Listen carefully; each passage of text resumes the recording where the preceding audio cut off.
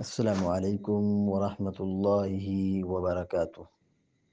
الحمد للہ رب العالمین والعاقبۃ للمتقین، والصلاة والسلام علی اشرف الانبیاء والمرسلین نبینا محمد وعلی آلہ وصحبہ اجمعین ومن تبعهم بإحسان إلى يوم الدین، اما بعد، فباب شروط الصلاة۔ عن علي بن طلق رضي الله تعالى عنه قال قال رسول الله صلى الله عليه وسلم: إذا فسى أحدكم في الصلاة فلينصرف وليتوضأ وليعيد الصلاة، رواه الخمسة وصححه ابن حبان۔ بلوغ المرام من ادلۃ الاحکام کی حدیث نمبر 160 ابھی آپ کے سامنے پڑھی گئی ہے۔ آج سے ایک نئے باب کا آغاز کیا جا رہا ہے۔ تیسرا باب ہے باب شروط الصلاۃ، نماز کی شرطوں کا بیان۔ اس سے قبل نماز کے اوقات اور اذان کا بیان 2 باب مکمل ہو چکا ہے۔ آج کے درس میں تیسرا باب شروع کیا جا رہا ہے، نماز کی شرطوں کا بیان۔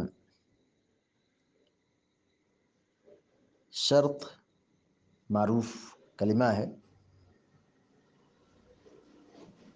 یہاں مراد نماز میں جس کا ہونا بہت ضروری ہے۔ جیسے آدمی کوئی شرط لگاتا ہے تو جو اس شرط پر بات اترتی ہے تبھی شرط کے مطابق عمل کیا جاتا ہے، لیکن جب شرط کے مطابق نہ ہو تو وہ چیز کالعدم ہو جاتی، بیکار ہو جاتی ہے۔ یہی معاملہ نماز کی شرطوں کا ہے۔ نماز کے اندر ان شرائط کا پایا جانا بہت ضروری ہے جو یہاں باب میں بیان کیا گیا ہے۔ اس کے بغیر نماز مکمل نہیں ہوگی، نماز نہیں ہوگی۔ باب شروط الصلاۃ، شرط کی جمع شروط، شرطیں، نماز کی شرطوں کا بیان یا نماز کی شرائط کا بیان۔ روایت ذکر کی گئی ہے علی بن طلق رضی اللہ تعالیٰ عنہ کی۔ علی بن طلق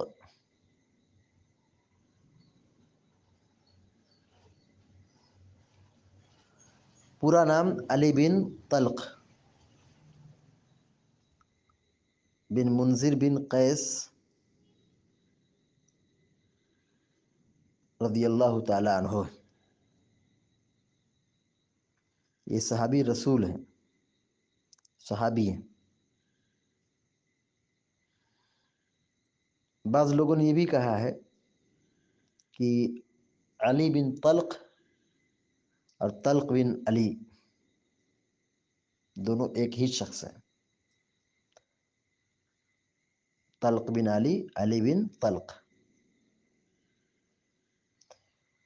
بعض لوگوں نے یہ کہا ہے کہ طلق بن علی، طلق بن علی، اور بعض لوگوں نے علی بن طلق کہا ہے۔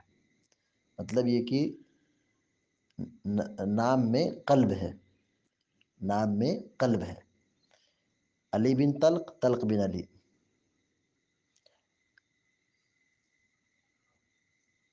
جس میں نام میں کیا ہو، کنفیوژن ہو جائے، طلق بن علی، علی بن طلق، تو اس کو کہتے ہیں نام میں قلب ہو گیا ہے۔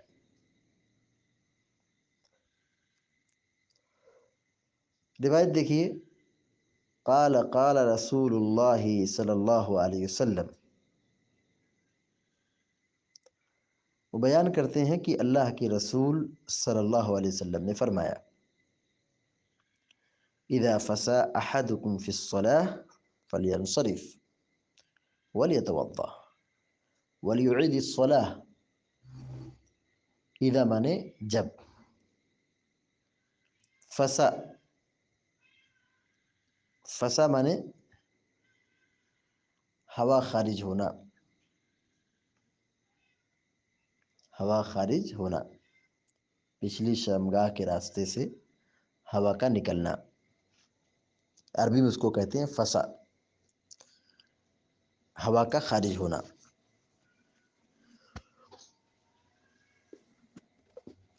اذا فسا احدکم، جب تم میں سے کسی کو ہوا خارج ہو جائے، فی الصلاۃ، نماز میں، فی معنی میں، صلاۃ معنی نماز، نماز کے اندر جب تم میں سے کسی کو ہوا خارج ہو جائے،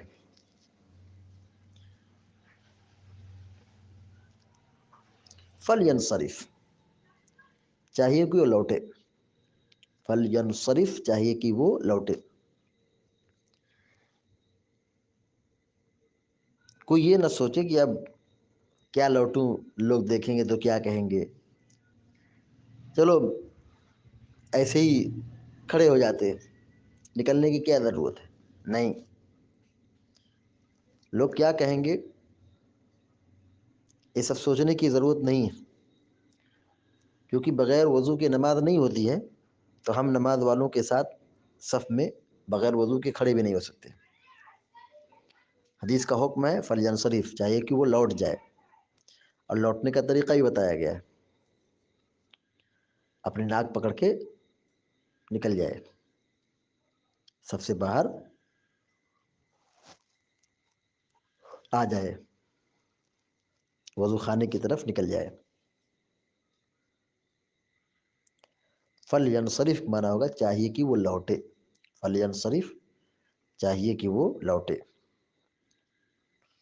ولیتوضا، اور چاہیے کہ وضو بنائے، ولیتوضا، چاہیے کہ وضو بنائے۔ ولیعد الصلاح، ولیعد، چاہیے کہ لوٹائے، ولیعد، چاہیے کہ لوٹائے، الصلاح، نماز، وضو بھی کرے اور نماز بھی لوٹائے۔ فلینصرف مانا لوٹنا، ولیتوضا کہ مانا وضو کرنا، اور ولیعد لوٹانا، یہ سب فعل امر غائب ہے، چاہیے کہ لوٹائے، ولیعد، چاہیے کہ لوٹائے، ولیتوضا، چاہیے کہ وضو کرے، فلینصرف، چاہیے کہ لوٹے، اسے لوٹنا چاہیے، اسے وضو بنانا چاہیے، اسے نماز دہرانا چاہیے، اس طرح ترجمہ کیا جاتا ہے۔ رواہ الخمسۃ، اس حدیث کو پانچوں لوگوں نے بیان کیا ہے، پانچوں محدثین نے بیان کیا ہے، جیسے امام احمد بن حنبل رحمۃ اللہ علیہ، امام ابو داؤد رحمۃ اللہ علیہ، امام ترمذی رحمۃ اللہ علیہ، امام نسائی رحمۃ اللہ علیہ، امام ابن ماجہ رحمۃ اللہ علیہ، ان پانچوں محدثین نے اس روایت کو بیان کیا ہے۔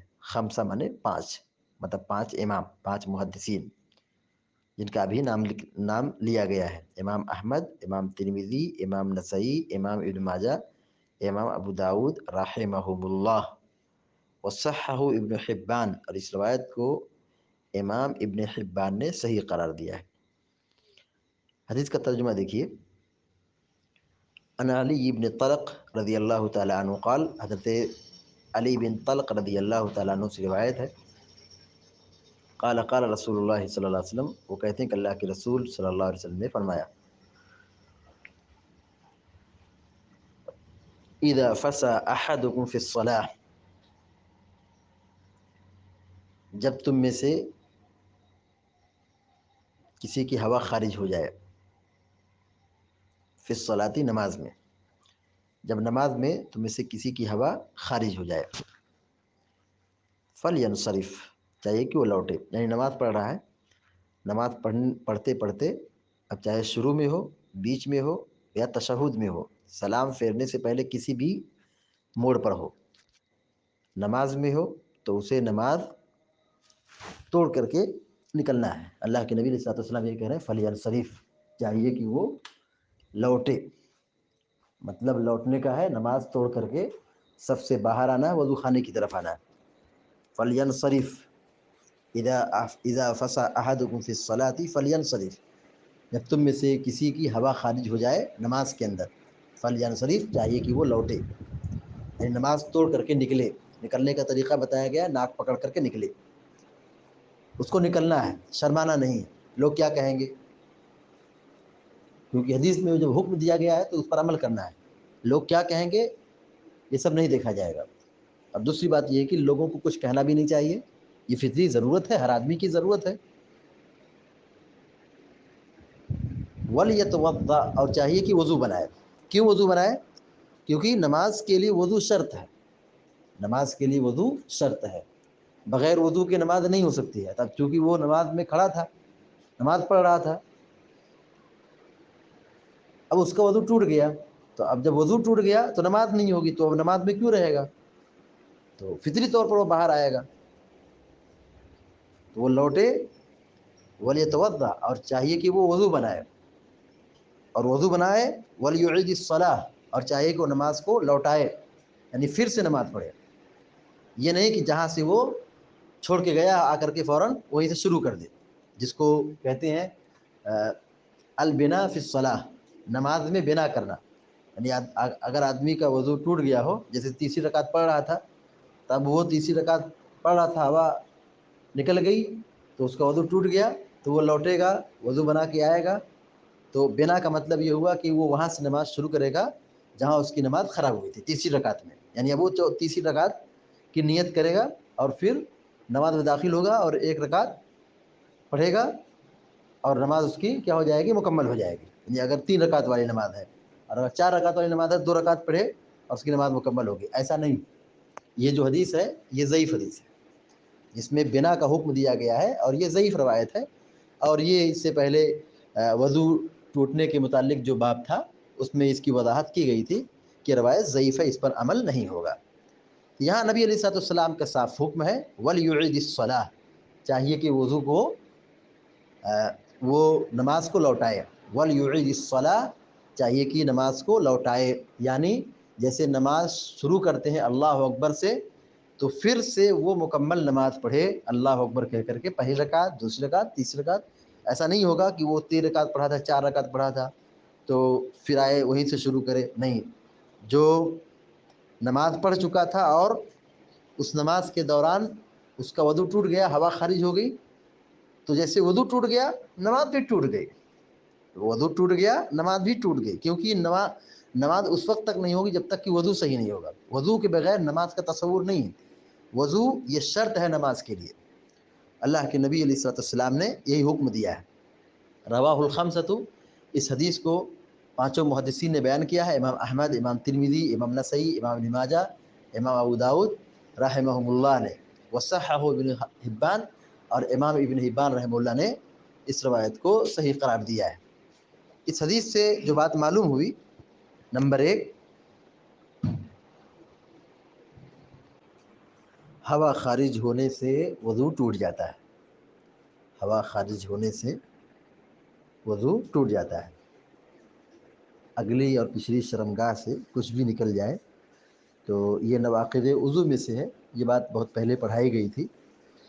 تو آج کے درس میں یہ بتایا گیا ہے کہ ہوا خارج ہونے کی وجہ سے وضو ٹوٹ جاتا ہے. نمبر 2،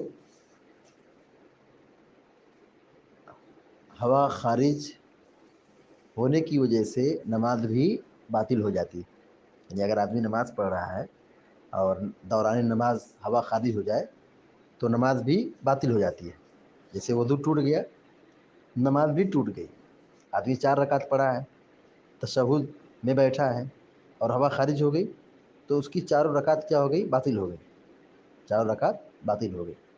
البتہ حنفیہ کا معاملہ تھوڑا عجیب و غریب ہے. ان کے یہاں یہ مشہور ہے کہ اگر تشہد میں آدمی بیٹھ گیا ہے، تشہد کی مقدار تک بیٹھ گیا ہے اور ہوا خارج ہو گئی تو کہتے ہیں نماز ہو جائے گی. وہ کہتے ہیں کہ نماز ہو جائے گی، جبکہ یہ بات درست نہیں ہے. یہ بات بے بنیاد ہے، دلیل کے، قرآن و حدیث کے خلاف ہے.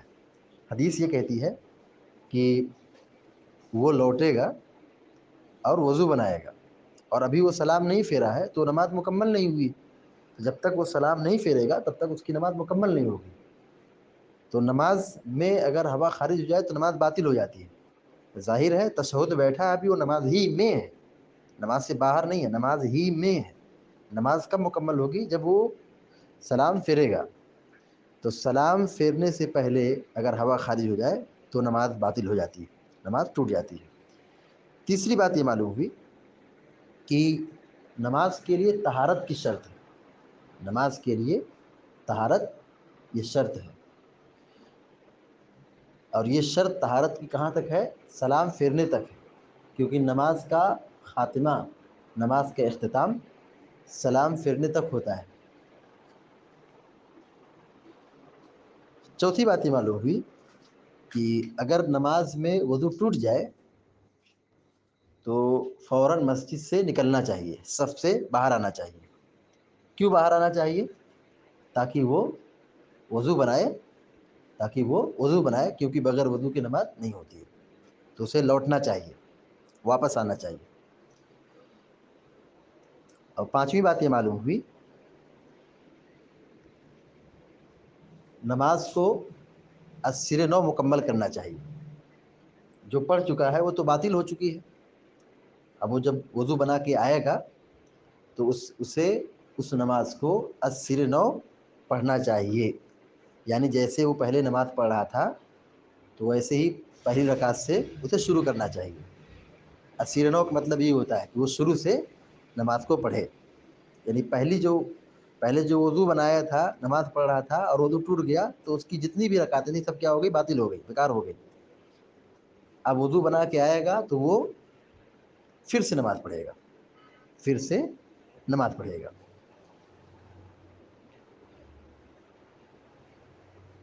آخری بات یہ معلوم ہوئی کہ ضرورت کے وقت اس چیز کی صراحت کرنا جس میں آدمی شرماتا ہے. ضرورت کے وقت اس کی وضاحت کی جائے گی. جن چیزوں کا تعلق شرم و حیا سے ہے اس کی وضاحت جائز اور درست ہے ضرورت کے موقع پر. یعنی جب ضرورت ہو تو شرم و حیا والی چیز کھل کر کے بیان کی جائے گی. مقصد یہ ہے کہ تاکہ دین کی بات واضح ہو جائے، کیونکہ دین کی بات سننے، سنانے، بیان کرنے میں شرم و حیا رکاوٹ نہیں بننا چاہیے. شرمانا بھی ہے، حیا بھی کرنا ہے، لیکن جو دین کے تقاضے، علم کے تقاضے ہیں اس کو حاصل بھی کرنا ہے. جن چیزوں میں آدمی شرماتا ہے، جن کا تعلق شرم و حیا سے ہے، اس کو بیان کیا جائے گا، وضاحت کی جائے گی ضرورت کے وقت. علم کے حاصل کرنے میں یا علم کے سکھانے میں شرم و حیا رکاوٹ نہیں بننا چاہیے. تو یہ باب ہے نماز کی شرطوں کا بیان، جس میں وضو کا تذکرہ کیا گیا ہے کہ اگر نماز کے دوران حدث ہو جائے، وضو خارج ہو جائے تو نماز توڑ کر کے وضو بنانے کے لیے نکلنا چاہیے، کیونکہ بغیر وضو کے نماز نہیں ہوتی. بغیر وضو کے نماز نہیں ہوتی. وضو یہ شرط ہے نماز کی صحت کے لیے. نماز کے لیے یہ وضو شرط ہے. تو شرط کا مطلب بالکل واضح ہے کہ اس چیز کا ہونا انتہائی ضروری ہے. اس کے بغیر وہ چیز مکمل نہیں ہو سکتی ہے، جیسے نماز نہیں ہو سکتی ہے. اللہ تعالیٰ سے دعا ہے کہ اللہ تعالیٰ ہم سب کو، آپ سب کو نیک عمل کی توفیق عطا فرمائے یا رب العالمین. وصلی اللہ علی نبینا محمد وسلم تسلیما کثیرا. السلام علیکم و رحمۃ اللہ وبرکاتہ.